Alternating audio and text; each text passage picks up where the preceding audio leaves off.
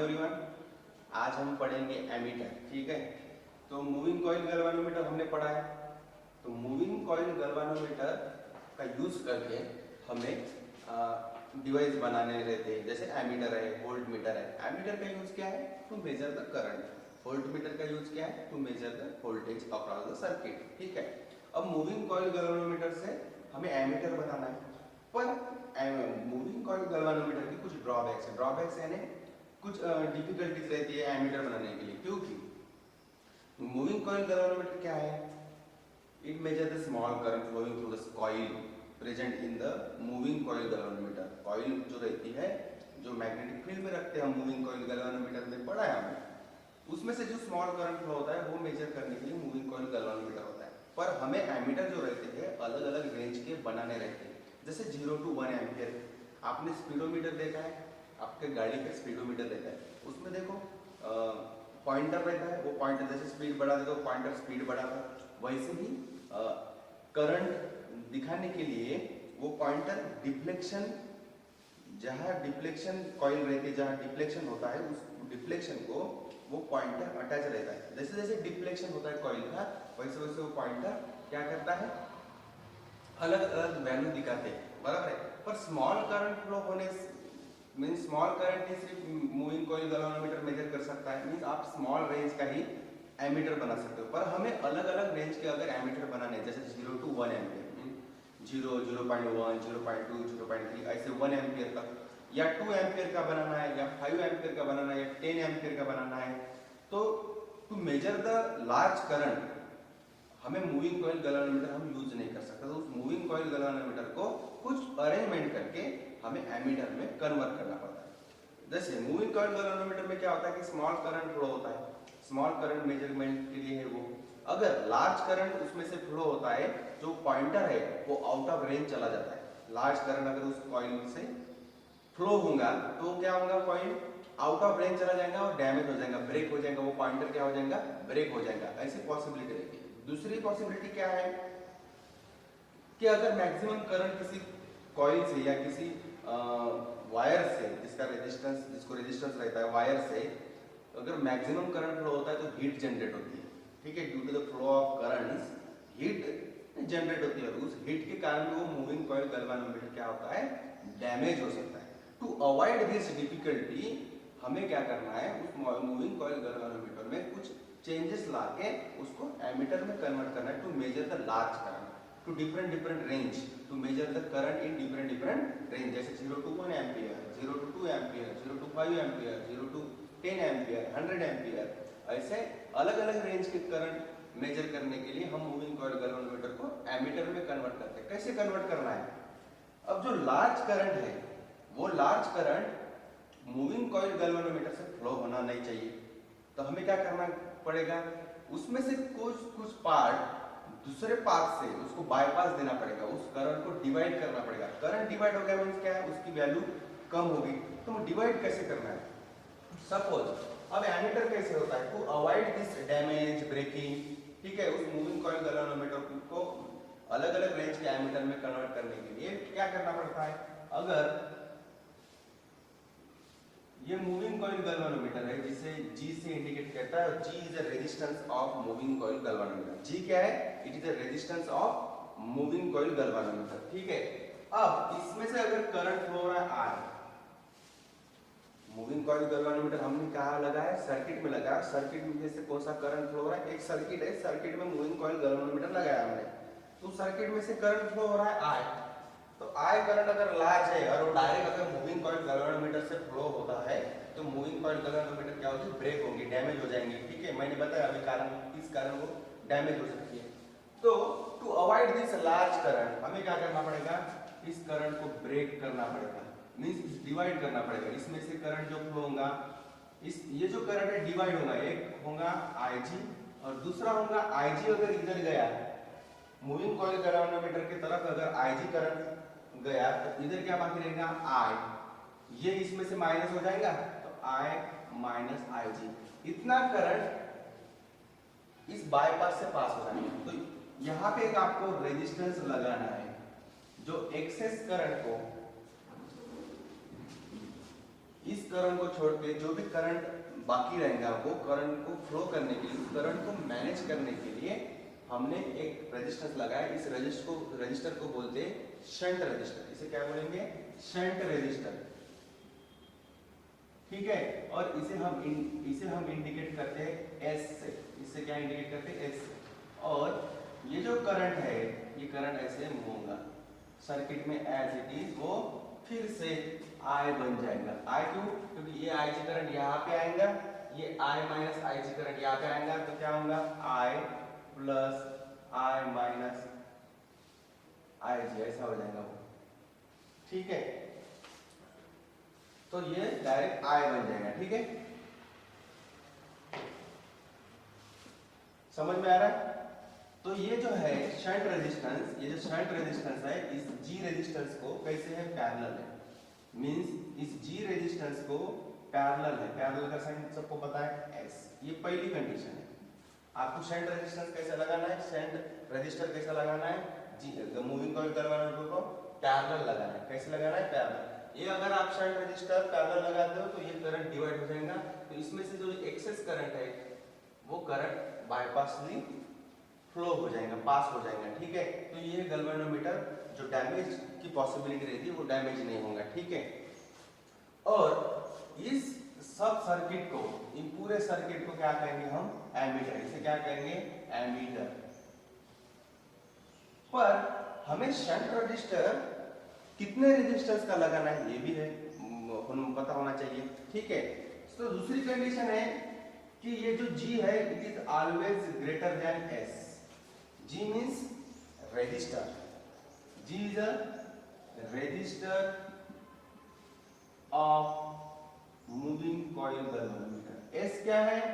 S is a resistor of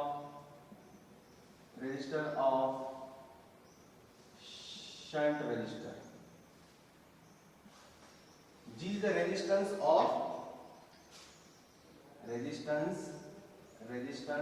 of moving coil galvanometer और shunt resistor. ठीक है, S क्या है? It is the resistance of shunt resistor. ठीक है, तो ये दो कंडीशन हो गई। G is always parallel to S। क्यों पैरेलल? इस ऐसे कंडीशन के लिए आपको पैरेलल करना है। और G is greater than S। G हमेशा ही S से ज्यादा होना चाहिए। और तीसरी बात, हमें S निकालना है कि शंट रजिस्टर की वैल्यू रेजिस्टेंस कितना होना चाहिए। तो हमें क्या करना पड़ेगा? ओम्स लॉ यूज करना पड़ेगा। देखो, the voltage develop across moving coil galvanometer is equal to voltage develop across shunt resistor. जब करंट किसी रजिस्टर से फ्लो होता है, तो ओम्स लॉ पता है सबको, V is equal to I into R, बराबर है। This is the voltage across particular instrument, particular electrical device. ठीक है, पर्टिकुलर रजिस्टर। ठीक है, तो वोल्टेज हमें निकालना है, सॉरी हमें पता करना है कि कौन सा रजिस्टर, कितने रेजिस्टेंस वैल्यू का रजिस्टर हमें यूज करना है, शंट रजिस्टर यूज करना है। ठीक है, तो वो निकालने के लिए हम क्या करेंगे? Voltage develop across the moving coil galvanometer is equal to voltage develop across the shunt resistor. ठीक है, वोल्टेज डिवाइड हो गए, यहाँ पे वोल्टेज है, यहाँ पे वोल्टेज। ठीक है, दोनों वोल्टेज को इक्वल करो। VG यानी क्या होता है? It is voltage. Ohm's law use करो। ओम्स लॉ क्या बोलता है? V is equal to I into R। अब VG है voltage across the galvanometer, I current flowing through the moving coil galvanometer. Resistance क्या है इसका? G। और voltage develop across the shunt resistor क्या है? I minus IG। कौन सा करंट फ्लो हो रहा है? कौन सा करंट शंट रेजिस्टेंस से कौन सा करंट फ्लो हो रहा है? I minus IG। तो ये जो करंट है, ये फार्मूला बेसिक है। इस फार्मूले का यूज करके हम VG निकाल रहे हैं और VS निकाल रहे हैं। सो करंट शंट रेजिस्टर में से कौन सा करंट फ्लो हो रहा है? I minus IG। And resistor क्या है इसका? S। तो ये इक्वल करना है हमें, IG into G is equal to I minus IG into S। हमें निकालना क्या है, एस निकालना है, हमें पता करना है कि कितना शंट रजिस्टर यूज करना है। So S is equal to क्या होगा, सब इधर लेके जाओ, I G into G upon I minus I G. If you know the value of I, I G and G, अगर ये तीनों की आई जी, जी एंड आई, इन तीनों की अगर वैल्यू पता है तो आप एस की वैल्यू निकाल सकते हो। यू फाइंड एस की वैल्यू आप निकाल सकते हो। पहले निकाल लेना है आपको वैल्यू, उसी वैल्यू का रजिस्टर इस मूविंग कॉइल गैल्वेनोमीटर को पैरेलली लगाना है। कैसे लगाना है, पैरेलल, ऐसे सीरीज में नहीं। अगर ये मूविंग कॉइल गैल्वेनोमीटर है तो ऐसे सीरीज में नहीं, सीरीज में नहीं लगाना है, ठीक है। अब चौथी इसकी प्रॉपर्टी है, इसकी चौथी प्रॉपर्टी है, ये थर्ड हो गई, ये थर्ड हो गई, ठीक है, ये थर्ड हो गई। First G is parallel to S, G is greater than S, and third है S, कैसे निकालना है। और फोर्थ है, फोर्थ क्या है, इसका जो रेजिस्टेंस है, इक्विवेलेंट रेजिस्टेंस। अब यहाँ पे दो रेजिस्टर है ना, किसी सर्किट में अगर दो रेजिस्टर है तो उस पूरे सर्किट का इक्विवेलेंट रेजिस्टेंस क्या है वो निकालना है। इक्विवेलेंट, तो ये पैरेलल है, सबको पता है कि पैरेलल कॉम्बिनेशन में अगर रजिस्टर रहते तो इक्विवेलेंट रेजिस्टेंस कैसे निकालना है। सो 1 by RA, suppose R is the equivalent resistance of this ammeter, R is the equivalent resistance of ammeter, एक और ammeter, तो इस चीज इक्वल टू क्या होता है, पैरेलल में अगर कोई रेजिस्टर रहते हैं तो हम कैसे इक्विवेलेंट रेजिस्टेंस निकालते हैं, 1 by G plus 1 by S, ऐसे इक्विवेलेंट रेजिस्टेंस भी निकाल सकते हो। जितने पैरामीटर है वो बताऊंगा आपको, ठीक है। और फिफ्थ है 2016 या 17 में एक थ्योरेटिकल क्वेश्चन आया था एमीटर पे या वोल्टमीटर पे आता है क्वेश्चन थ्योरेटिकल, कि आइडियल एमीटर, प्रैक्टिकली नहीं, आइडियली जो एमीटर रहता है उसका रेजिस्टेंस क्या रहता है।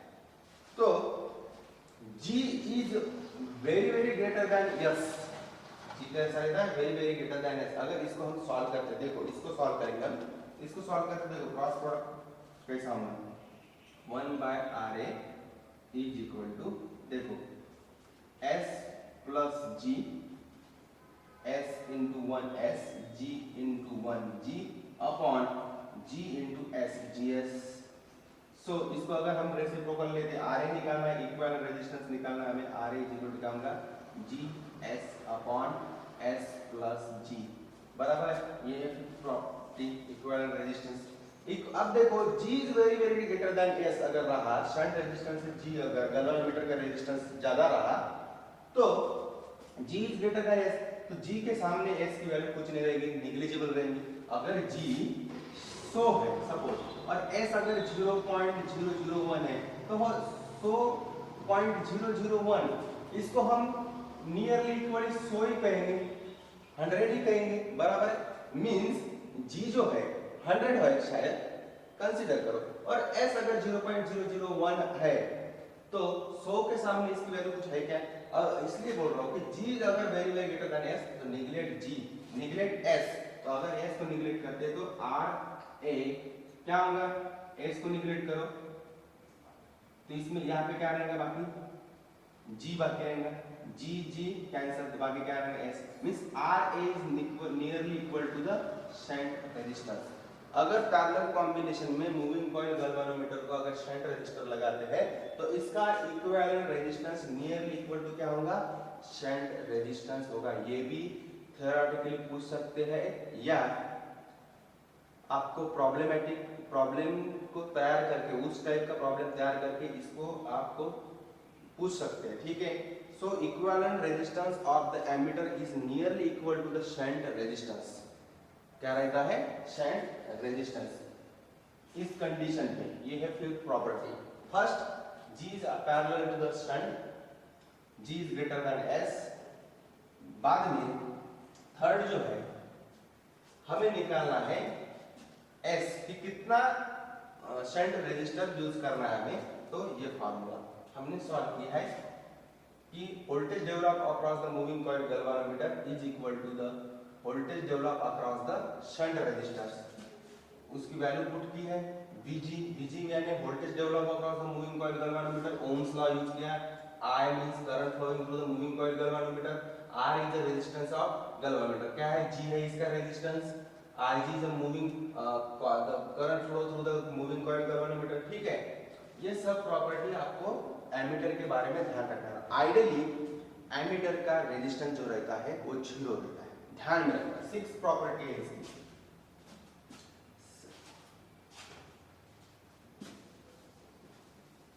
इसकी 6 प्रॉपर्टी है कि आइडियली जो आइडियल एमीटर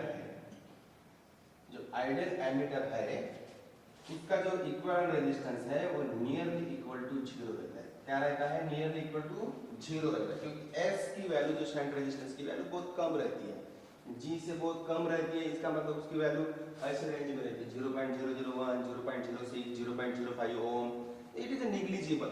आइडियली इसकी वैल्यू 0 रहती है, प्रैक्टिकली उसकी वैल्यू कुछ ना कुछ पर्टिकुलर वैल्यू रहती है। प्रैक्टिकली जब हम प्रैक्टिकली कोई भी इंस्ट्रूमेंट जो है वो आइडियली तैयार किया जाता है पहले, पर प्रैक्टिकली उसकी जो शंट रेजिस्टेंस की वैल्यू रहती है। पर आइडियली अगर आपको पूछा जाए थ्योरेटिकल क्वेश्चन तो उसकी वैल्यू होनी चाहिए, क्या रहती है? Equivalent resistance of the ammeter, ideal ammeter क्या रहती है? 0 रहती है, ठीक है। तो it is all about the ammeter, ठीक है। समझ में आया? ये करंट डिवाइड कैसे हुआ समझ में आया?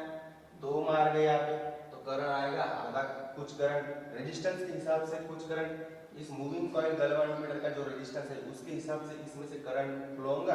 शंट रेजिस्टेंस के जितनी वैल्यू है उसके हिसाब से इधर करंट फ्लो होगा।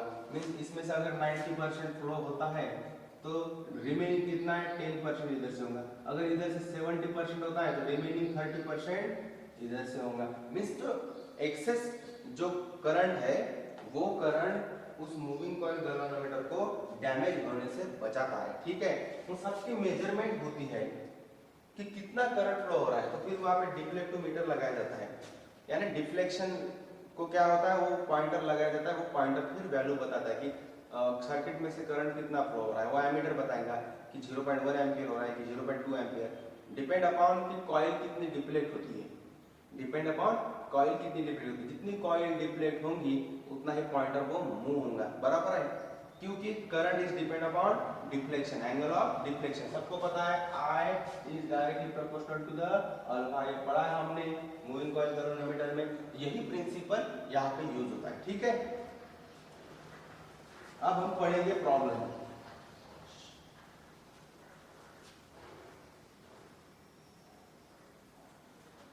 प्रॉब्लम है अब गैल्वेनोमीटर ऑफ प्रॉब्लम हम इस पे कल पढ़ेंगे, ठीक है। इस पे जो प्रॉब्लम है ना कल वोल्ट मीटर पढ़ेंगे, ठीक है। एमीटर हो गया, मूविंग कॉइल गैल्वेनोमीटर हो गया, अभी आज एमीटर हुआ, कल हम वोल्ट मीटर पढ़ेंगे। उसकी ऐसी ही प्रॉपर्टी है। सो मूविंग कॉइल गैल्वेनोमीटर की ही प्रिंसिपल यूज करके वोल्ट मीटर बनाया जाता है, ammeter volt meter. Volt meter it is measure to the voltage across the circuit, ठीक है। तो कल वोल्ट मीटर पढ़ेंगे, फिर एमीटर और वोल्ट मीटर पे कुछ प्रॉब्लम लेंगे, ठीक है। Thank you.